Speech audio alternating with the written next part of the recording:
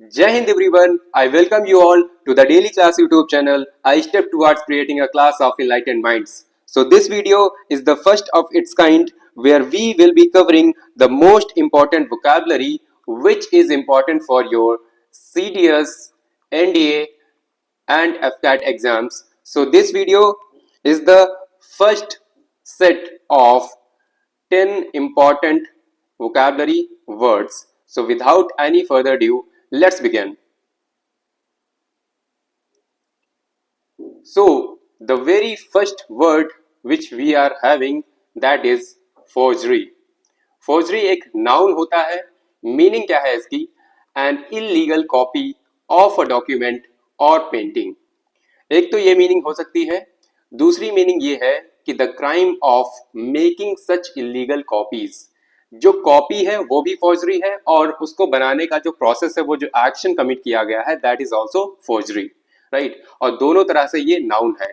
आप कैसे याद कर सकते हो? ये पिक्चर है, एक डिटेक्टिव है जो कि कुछ मान लिया कुछ ऐसी कॉपीज हैं जो कि फॉर्जरी है और उनको ये चेक कर रहे हैं, है ना.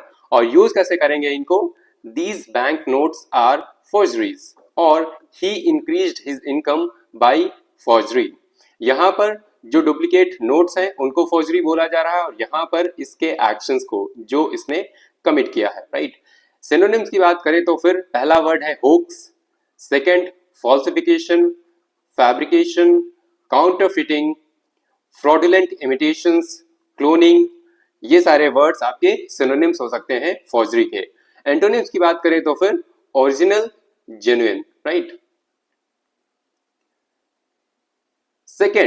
second word we have, that is malodorous. malodorous, that is adjective. ये adjective होता है. मीनिंग क्या है इसकी? having an unpleasant smell. जैसे के लिए आप पिक्चर में देख सकते हो. यूज कैसे करेंगे? the air in these small domestic offices is malodorous. या फिर the town is built on a malodorous swamp, है ना. सिनोनिम्स की बात करें तो फिर foul smelling, smelly, stinking, noisome, putrid, rank, nauseating, mephitic, fetid, reeking. ये सारे वर्ड्स जो हैं इनकी मीनिंग कहीं ना कहीं अनप्लेजेंट स्मेल्स ही होती है, राइट. और एंटोनिम्स की बात करें तो फिर फ्रेग्रेंट, एरोमेटिक, परफ्यूम्ड, सेंटेड, एम्ब्रोसियल, ऑडोरिफेरस, बामी. ये सारे वर्ड्स जो हैं ये एंटोनिम्स होते हैं. ये फ्रैग्रेंट से रिलेटेड हैं. नेक्स्ट वर्ड है आपका इग्नोमिनी. इग्नोमिनी एक नाउन होता है. इसका मतलब ये होता है पब्लिक एम्बैरेसमेंट. जैसे कि आप पिक्चर में देख रहे हो, कोई भी इंसान कोई भी कुछ कर दे या कुछ हो जाए उससे और उसे पब्लिकली उसे एम्बैरेस किया जाए तो इसे कहते हैं इग्नोमिनी. ये एक स्टेट होती है ना. और यूज कैसे करेंगे? The incumbent party experienced the ignominy of total defeat in the last election. कोई सत्ताधारी पार्टी है, इनकम्बेंट पार्टी है और वो हार जाती है इलेक्शंस में, तो फिर उनके लिए ये इग्नोमिनी होगी, पब्लिक एम्बैरेसमेंट होगी. Now, what is the justification for subjecting that person at any stage at all to the ignominy of being debarred from qualification under the scheme? Okay. So, जैसे के लिए कोई भी इंसान है, कोई भी कॉलेज में समझ लो या फिर किसी इंस्टीट्यूशन में, वहां पर कोई स्कीम है, उससे उसे डिबार कर दिया गया, बाहर कर दिया गया और वहां पर पब्लिकली मतलब उसे मना किया गया, तो फिर ये एक टाइप की इग्नोमिनी हो गई, है ना.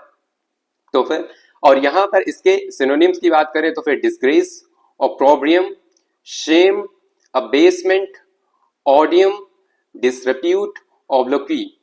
ये सारे वर्ड्स जो होते हैं ये हैं सिनोनिम्स इग्नोमिनी के. एंटोनिम्स की बात करें तो फिर रिप्यूट, क्रेडिट, डिस्टिंक्शन, ऑनर. ये सारे वर्ड्स जो हैं आपके एंटोनिम्स होंगे, है ना. Sardonic. Next word is sardonic. Sardonic एक एडजेक्टिव है. मीनिंग क्या होती है? Humorous in an unkind way that shows you do not respect someone और समथिंग. ह्यूमरस तो बहुत लोग होते हैं, बहुत लोग अपना सेंस ऑफ ह्यूमर यूज करते हैं, लेकिन कुछ लोगों का सेंस ऑफ ह्यूमर क्या होता है कि वो दूसरों की डिसरेस्पेक्ट करता हुआ दिखाई देता है। तो वहां पर क्या लगता है हमें कि ये सार्डोनिक है ना, सार्डोनिक। जैसे कि लिए दूसरा इंसान जिसमें मजाक बनाया जा रहा है वो खुश नहीं हो रहा है, लेकिन ये बंदा बहुत ज्यादा खुश हो रहा है ना। इसको यूज करने का एक यहाँ पर सेंटेंस है हमारे पास, I see here the sardonic smiles on the faces of millionaires, sarcastic smiles, but those who laugh last laugh best and we will laugh the last, right? तो ये लास्ट लाफ एक टाइप का एक idiom होता है, जब आप बहुत ज्यादा ताने सुनने के बाद आप सक्सीड होते हो, उसके बाद आप जब हंसते हो तो उसे कहते हैं लास्ट लाफ, राइट? तो यहाँ पर उसी की बात ये कर रहे हैं। सिनोनिम्स की बात करें तो फिर सैटिरिकल, सैटिरिक, बार्ब्ड, sarcastic। एंटोनिम्स हो सकते हैं प्लेफुल, अम्यूजिंग, मेरी, जेंटल, माइल्ड। अब ऐसे भी जोक्स होते हैं, है ना, जेंटल जोक्स होते हैं, माइल्ड जोक्स होते हैं, तो वो अलग एक बात होती है। Now next is indignant. Indignant एक एडजेक्टिव होता है और इसका मतलब होता है angry because of something that is wrong और नॉट फेयर। कोई है बहुत ज्यादा एंग्री हो रहा है, क्यों हो रहा है? She wrote an indignant letter to the paper complaining about the council's action। अब ये काउंसिल से उसके जो एक्शंस हैं उनसे खुश नहीं थी, तो उनको एक इंडिग्नेंट लेटर लिखती हैं, काफी गुस्से से भरा हुआ लेटर। दूसरा ये है कि he became very indignant when it was suggested he had made a mistake। कुछ लोग होते हैं उनकी गलतियां जब पॉइंट आउट कर दो तो बड़े गुस्सा हो जाते हैं, है ना, तो वो चीज है। सिनोनिम्स की बात करें तो फिर इनरेज्ड है, angry, outraged, infuriated, ballistic। Antonyms delighted, complacent, pleased, amenable. ये सारे वर्ड्स आपके एंटोनिम्स हो जाएंगे। Next word we are having that is acrimonious. Acrimonious ये भी एक एडजेक्टिव है। इसका मतलब क्या होता है कि full of anger, arguments and bad feelings. देखो इनको देखो, है ना, इस टाइप से यूज कैसे करेंगे कि एक एक्रिमोनियस डिस्प्यूट हो गया, फुल ऑफ एंगर था, फुल ऑफ आर्ग्यूमेंट्स था और फुल ऑफ बैड फीलिंग्स था, राइट? या फिर दूसरा है कि there marriage ended 8 years ago in an एक्रिमोनियस divorce, मतलब लड़ाई झगड़ा हुआ उसके बाद में डाइवोर्स हुआ, राइट? सिनोनिम्स की बात करें तो फिर एंग्री, रैंकरस, सोर, एम्बिटर्ड, एक्रिड, etc। एंटोनिम्स क्या क्या हो सकते हैं? Sympathetic, warm, sweet, gentle, etc। Next word we have that is esoteric. Esoteric, esoteric भी एक एडजेक्टिव है। इसका मतलब क्या होता है कि वेरी अनयूजुअल और एंड अंडरस्टूड और liked by only a small number of people, specially those with special knowledge. कुछ ऐसी चीजें होती हैं, कोई ऐसे कॉन्सेप्ट या आइडियाज हो सकते हैं जो सबकी समझ में नहीं आते, है ना, वो कुछ लोग जो उनके पास स्पेशल नॉलेज होती है, जैसे के लिए संस्कृत का कोई श्लोक है वो सबकी समझ नहीं आएगा, है ना, कोई मान लिया टेक्नोलॉजी की कोई नई चीज आई है, वो जो सॉफ्टवेयर इंजीनियर को जो समझ में आएगी उतना अच्छे से किसी आर्ट बैकग्राउंड वाले स्टूडेंट को नहीं आएगी, है ना।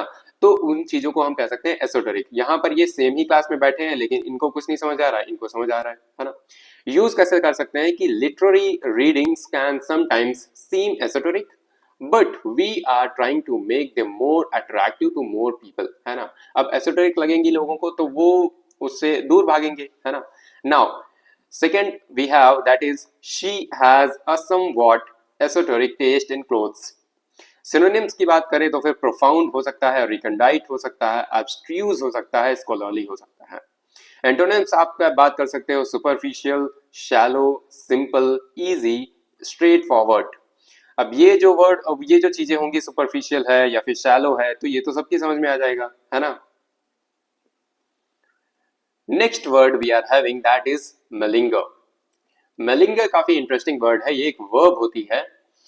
इसका मतलब ये होता है to pretend to be ill in order to avoid having to work. जैसे के लिए ये एक बच्चा है, ठीक है, अब इसने क्या बोला स्कूल के टाइम पे मॉर्निंग में कि मुझे फीवर है, और उसके बाद में ये वीडियो गेम खेलता हुआ पकड़ा गया, है ना। तो फिर ऐसे इसकी मदर यही बोलेंगी एंड इज ही रियली इल और जस्ट मेलिंगरिंग। या फिर as private investigators we can help businesses identify dishonest and malingering employees।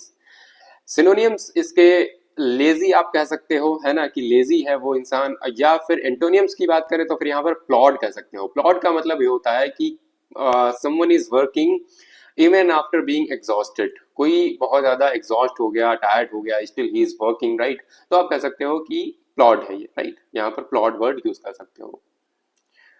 Next word is desolation. Desolation एक नाउन है। मीनिंग क्या होती है? The state of a place that is empty और some और where everything has been destroyed.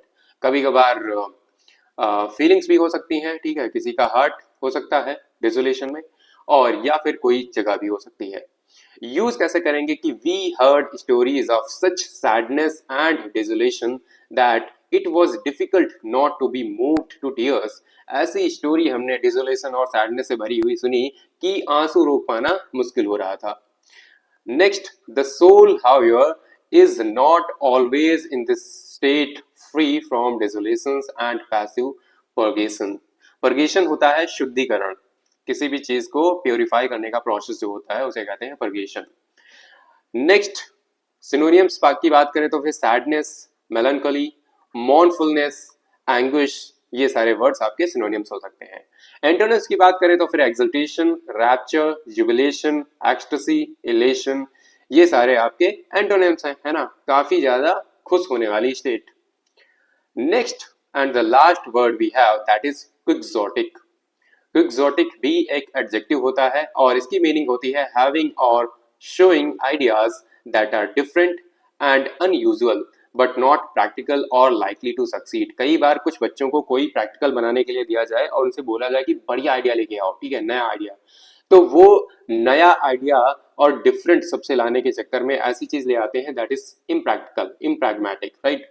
वो चीज succeed होने के लायक ही नहीं है ना। जैसे के लिए इनका कोई प्रोजेक्ट है बेतुका सा, राइट। यूज कैसे करेंगे कि this is a vast, exciting and some से क्विक्सोटिक प्रोजेक्ट।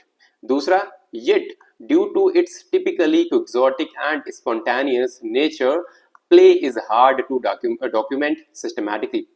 सिनोनिम्स की बात करें तो फिर romantic, impractical, idealistic, utopian. Utopian भी वही होता है जो टू मच आइडियलिस्टिक हो, है ना, पॉसिबल ही नहीं है।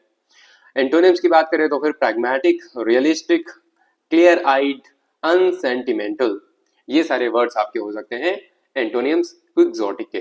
तो ये हमने 10 वर्ड्स पहले वाले सेट में किए और इसके अगले वाले सेट मैं इसी चैनल पे ऑब्वियसली लाता रहूंगा। और उसके लिए आपको क्या करना पड़ेगा? You will have to subscribe to the channel so that you can get more updates from this particular channel. और इसकी पीडीएफ, इस पर्टिकुलर वीडियो की मैं पीडीएफ आपको टेलीग्राम चैनल पे प्रोवाइड करा दूंगा और टेलीग्राम चैनल की लिंक आपको मिल जाएगी डिस्क्रिप्शन में, right. So thank you for watching, keep reading, keep improving. So I'll be signing off. Jai Hind everyone.